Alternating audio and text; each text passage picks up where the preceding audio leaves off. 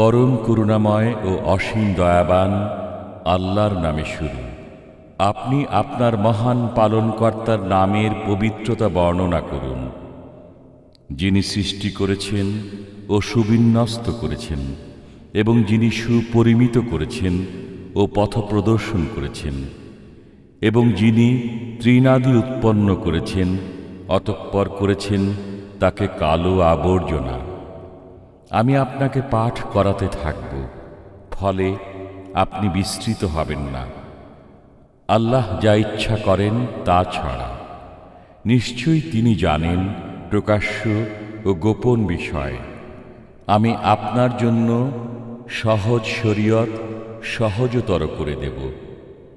উপদেশ ফলপ্রসূ হলে উপদেশ দান করুন। যে ভয় করে সে উপদেশ গ্রহণ করবে, আর যে হতভাগা সে তা উপেক্ষা করবে। সে মহা অগ্নিতে প্রবেশ করবে, অতঃপর সেখানে সে মরবেও না, জীবিতও থাকবে না। নিশ্চয়ই সাফল্য লাভ করবে সে যে শুদ্ধ হয় এবং তার পালনকর্তার নাম স্মরণ করে, অতঃপর নামাজ আদায় করে।